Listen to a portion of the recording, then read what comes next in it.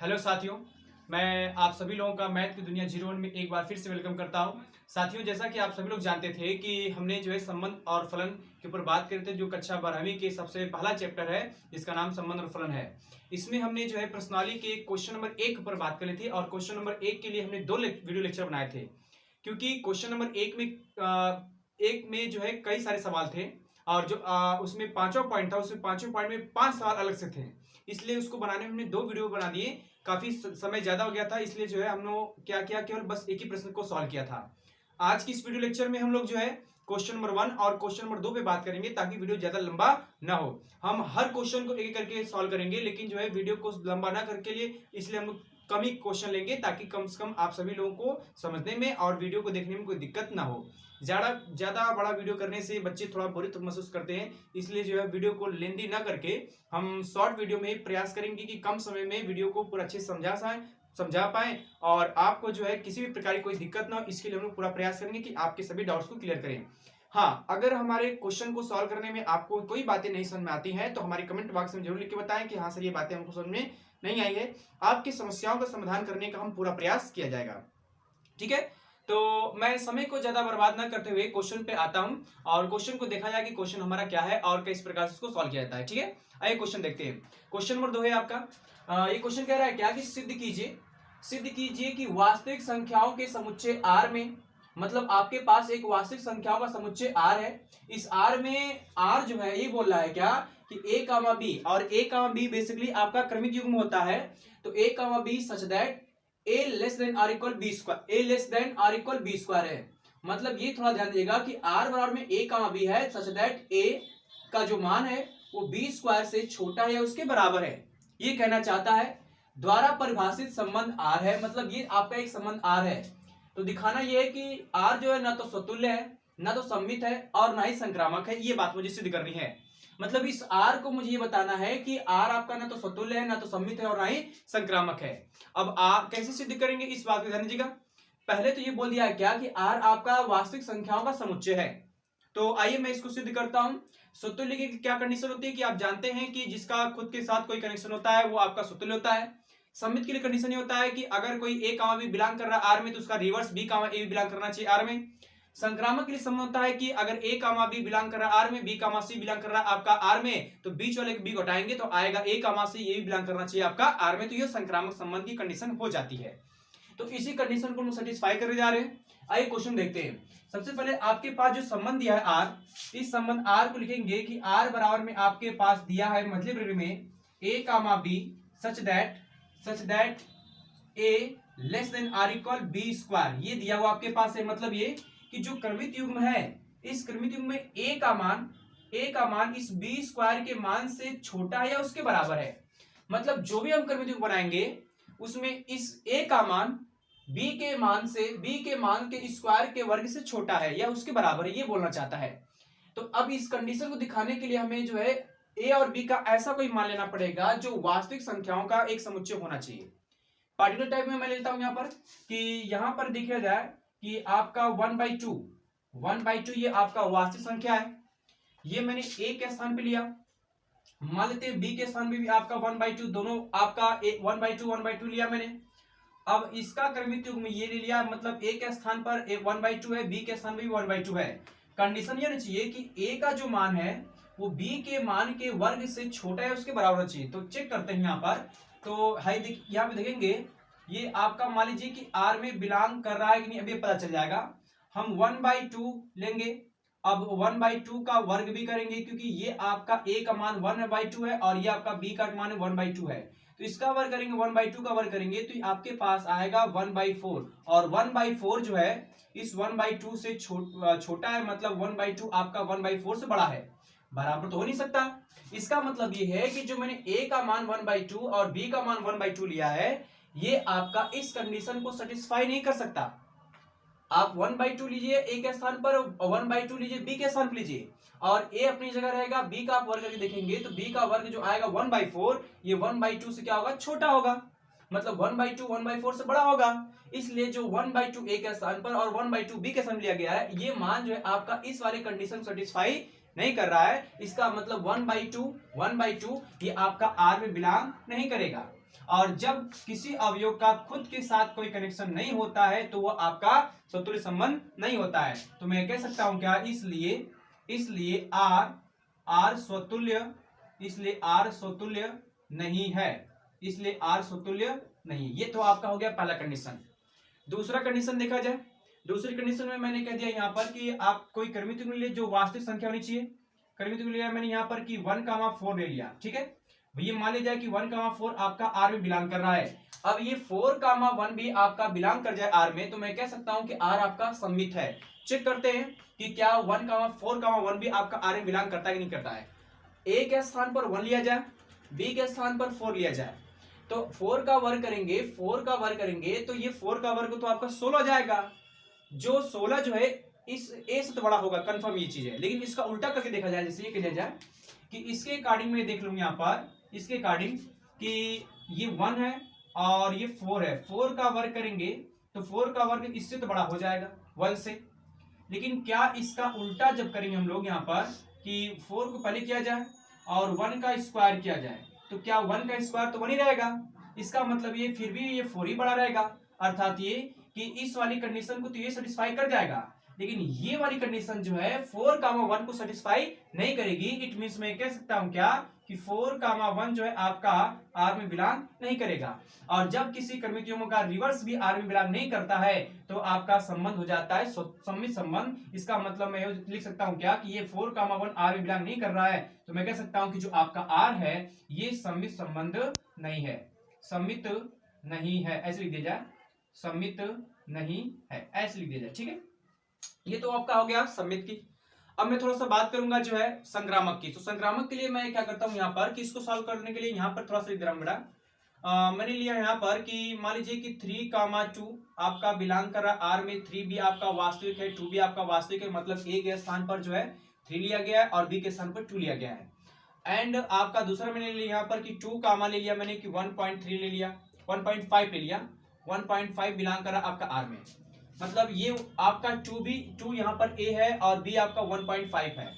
अब इसके अकॉर्डिंग मैं देख कह रहा हूं कि जो आपका ए है ये 3 है और बी आपका 2 है, तो इसका मतलब ये कि 2 का वर्ग करेंगे तो 4 आएगा और 4 का मान जो है 3 से बड़ा ही, मतलब ये वाला कंडीशन इसको सेटिस्फाई कर जाएगा। इसमें देख रहे हैं कि 2 का, इसमें देख रहे हैं 2 है और ये आपका 1.5 है और 1.5 का वर्ग करेंगे तो आएगा 2.25, मतलब ये जो है ये चीज इसको भी सेटिस्फाई कर जाएगा, ठीक है। दूसरा देखते हैं कि मतलब ये कि आपका ये चीज अब लेंगे हम लोग तो आपके पास आएगा 3 और लेस देन होगा 2 का वर्ग, ये तो आपका सेटिस्फाई कर जाएगा इसके अकॉर्डिंग। दूसरा ये आएगा 2 हो जाएगा और 2 जो है इसका वर्ग करेंगे तो आएगा 1.5, ये भी इसको सेटिस्फाई कर जाएगा। अब इसमें बीच वाले को हटाते हैं तो 3,15 ये आपका इस वाली कंडीशन सेटिस्फाई कर जाए, मतलब ये कि आपका जो है 3,2 ये बिलोंग कर रहा आर में और 2,1.5 ये भी बिलोंग कर रहा आर में, तो बीच वाले को हटाएंगे तो 3,1.5 बिलोंग करना चाहिए आर में, मतलब ये चीज आपका इस कंडीशन सेटिस्फाई करना चाहिए, तो आपका ये आपका संक्रामक हो जाएगा। तो भैया ए के स्थान पर तो आपका ए है, ए के स्थान पर आपका 3 है और बी के स्थान पर आपका 1.5 लेंगे तो 1.5 का वर्ग करेंगे तो 1.5 का वर्ग करने पर आता है ये 2.25 आता है और 2.25 ये आपका 3 से छोटा है, मतलब 3 बड़ा है और ए आपका छोटा होना चाहिए, इसलिए जो है ये कंडीशन जो है इसको सेटिस्फाई नहीं कर रहा है। तो मैं कह सकता हूं क्या यहाँ पर कि जो 3,1.5 है ये आपका आर में बिलोंग नहीं करेगा, और जब आर में बिलोंग नहीं करेगा तो मैं कह सकता हूं क्या कि इसलिए आर संक्रामक नहीं है, आर संक्रामक नहीं है, ठीक है। तो इससे हम पता करते हैं क्या कि अतः लास्ट में लिखेंगे कि अतः आर ना तो स्वतुल्य है, गौर करिए जरा, ना तो स्वतुल्य है कामा, ना तो सममित है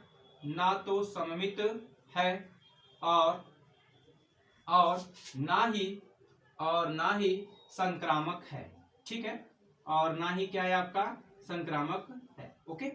तो ये आपका क्वेश्चन नंबर 1 था। आप चाहे तो थोड़ा सा इसको अपने तरीके से भी सॉल्व कर सकते हैं। 1/2 के स्थान पर आप कोई भी नंबर ले सकते हैं जो बेसिकली वास्तविक संख्या होनी चाहिए, और ऐसी कंडीशन को दिखा दिखा करके हम लोग सॉल्व करेंगे और पता कर पाएंगे कि कौन समतुल्य है, कौन सममित है, कौन संक्रामक है। यहाँ पे नहीं दिखा रहा था तो तीनों में से कोई संबंध सेटिस्फाई नहीं कर रहा था, इसलिए जो है आपका ये सममित नहीं है, ना ही स्वतुल्य है और ना ही संक्रामक है। तो ये आपका क्वेश्चन नंबर 2 है। आई होप इसको अच्छे से देख करके सॉल्व कर लीजिएगा आप लोग, और बढ़िया से एक प्रॉपर नोट्स बनाइएगा। ठीक है, बढ़िया से पढ़ाई करिए ताकि आगे पढ़ने में कोई दिक्कत ना हो। एक बार मैं इसको मिटा देता हूं, मिटाने के बाद फिर आगे बढ़ते हैं। ठीक है, ओके देखिए। तो साथियों हमने जो है क्वेश्चन नंबर 3 को अब लिया है, तो हमने अभी भी कंप्लीट किया। अब क्वेश्चन नंबर 3 देखते हैं कि क्वेश्चन नंबर 3 आपसे क्या कह रहा है। ठीक है, क्वेश्चन नंबर 3 आइए देखते हैं। क्वेश्चन नंबर 3 कह रहा है कि जांच कीजिए कि क्या समुच्चय 1, 2, 3, 4, 5, 6 में, मतलब आपके पास ये समुच्चय है, इस समुच्चय में R जो है a, b जो एक प्रकार का क्रमित युग्म है, और क्रमित युग्म ये बोल रहा है क्या, सच दैट b बराबर a+1, मतलब b का मान जो है a+1 के बराबर है। ये जो b आपका है, ये b का मान a+1 से बड़ा है, मतलब ये कि जो b है ये a से 1 अधिक होना चाहिए। द्वारा परिभाषित संबंध स्वतुल्य, सममित या संक्रामक है, ये हमें जांच करना है कि जो संबंध आपका है ये स्वतुल्य है कि सममित है कि संक्रामक है। किस समुच्चय में, ये जो समुच्चय आपका 1 से लेकर के 6 तक के अवयव दिए हैं, इसी समुच्चय में बात करनी है।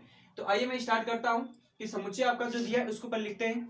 समुच्चय आपका ये दिया है क्या कि 1 दिया है, 2 दिया है, 3 दिया है, 4 दिया है, 5 दिया है और उसके बाद 6 दिया है। मैं मान लिया जाए कि ये आपका कोई समुच्चय कैपिटल ए है, और इसी समुच्चय कैपिटल ए में एक संबंध R इस प्रकार से परिभाषित है।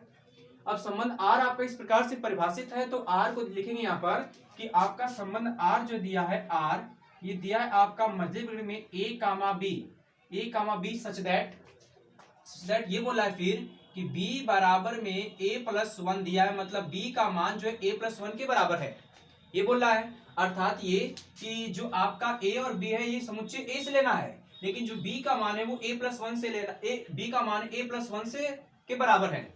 तो अगर मैं a का मान 1 लेता हूं, यहाँ पर 1 रखूंगा तो b का मान आएगा 2, मतलब पहला क्रमिक युग्म बनेगा 1, 2। अर्थात मैं कह सकता हूं क्या यहाँ पर कि r बराबर में जो आपका क्रमिक युग्म का समुच्चय बनेगा, संबंध बनेगा, वो पहला होगा 1, 2, मतलब ये आपका a 1 है, b आपका 2 आएगा, क्योंकि b का मान a से 1 अधिक है। उसी प्रकार उसके बाद फिर आएगा 2, 3 हो जाएगा, क्योंकि ये a है और ये 3 हो जाएगा, और फिर आएगा 3, 4 हो जाएगा, ये आएगा 4, क्या जी 5 हो जाएगा, और उसके बाद आएगा 5, हो जाएगा 6। अब उसके बाद क्यों कोई संख्या नहीं आ सकती, क्योंकि ये आपका समुच्चय केवल 6 तक दिया है। अब ये आपका संबंध इतना बन गया है। अब इसी को बताना है कि ये आपका स्वतुल्य है कि सममित है कि संक्रामक, जांच करना है। आइए देखते हैं। स्वतुल्य के लिए क्या होता है कि इस समुच्चय ए के जितने अवयव होंगे, इन सभी अवयवों का खुद के साथ कनेक्शन होना चाहिए, मतलब 1 का 1 के साथ, 2 का 2 के साथ, 3 का 3 के साथ, 4 का 4 के साथ, और 5 का 5 के साथ, 6 का 6 के साथ कनेक्शन होना चाहिए। लेकिन इस संबंध R में देख रहे हैं कि किसी का किसी के साथ संबंध नहीं है, मतलब खुद का संबंध किसी के साथ नहीं है। तो मैं ये कह सकता हूं क्या कि आप देख रहे हैं यहाँ पर क्या कि यहाँ पर जो देखा जा रहा है क्या कि 1 का 1 के साथ, 2 का 2 के साथ, 3 का 3 के साथ, और 4 का 4 के साथ, उसके बाद जो है 5 का 5 के साथ, 6 का 6 के साथ, इसका किसी के साथ संबंध नहीं, मतलब डजंट बिलोंग टू R। और जब किसी अवयव का स्वयं के साथ संबंध नहीं होता है तो आपका स्वतुल्य नहीं होता। इस मीन्स में कह सकता हूं क्या कि इसलिए R स्वतुल्य नहीं है। ठीक है, कि R स्वतुल्य नहीं है, पहला तो क्लियर हो गया। दूसरा क्या होता है, हमें चेक करना है सममित।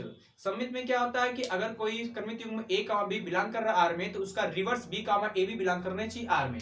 अब यहाँ पे एक अवयव ले लीजिए 1, 2। अब इसका रिवर्स करेंगे तो 2, 1 जरा देखिए कहीं पर है क्या, इसमें नहीं दिखाई दे रहा है, इसका मतलब ये आपका सममित भी नहीं है। इसको लिखेंगे कैसे यहाँ पर कि यहाँ पर लिखेंगे, यहाँ 1, 2 बिलोंग कर रहा R में, लेकिन इसका उल्टा मतलब 2, 1 इसमें कहीं नहीं दिखाई दे रहा, मतलब डजंट बिलोंग टू R। और जब इसका उल्टा ही नहीं बिलोंग कर रहा है तो हमें आगे चेक करने की जरूरत ही नहीं है। यही पे क्लियर हो गया कि 1, 2 है तो 2, 1 का उल्टा इसमें बिलोंग नहीं कर रहा है, मतलब है ही नहीं इसमें कहीं पर, तो आगे इन सभी अवयवों को चेक करने की जरूरत ही नहीं है। तो हम ये बोल सकते हैं क्या कि आर आपका सममित भी नहीं है। मतलब मैं कह सकता हूं क्या कि देयरफॉर आर सममित नहीं है, ये आपका हो जाएगा। चौथा तीसरा हमें चेक करना है संक्रामक के लिए। तो संक्रामक के लिए हम लोग कोई दो क्रमित मूल्य लेके चलेंगे। जैसे मैं ले लेता हूं यहाँ पर कि यहाँ पर आप देख रहे हैं यहाँ पर क्या कि 1,2 ये बिलोंग कर रहा आर में, और दूसरा ले लिया यहाँ पर कि 2,3 बिलोंग कर रहा ये भी आर में। अब इसके बीच वाले को हटाते हैं, मतलब 2 को हटाएंगे तो 1,3 बिलोंग करना चाहिए इस समुच्चय आर में, जो कि है ही नहीं है। इसका मतलब मैं लिख सकता हूं यहाँ पर लेकिन बीच वाले को हटाने पर, मतलब 2 वाले को हटाएंगे तो बचेगा आपका 1,3। ये 1,3 इसमें नहीं दिखाई दे रहा है, मतलब डजंट बिलोंग टू आर। और जब ऐसा आता है तो आपका संक्रामक भी नहीं होता। तो मैं कह सकता हूं इसलिए क्या आर संक्रामक नहीं है।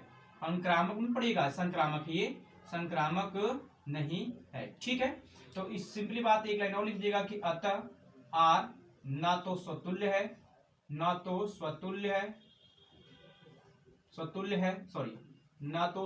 कामा ना तो सममित है,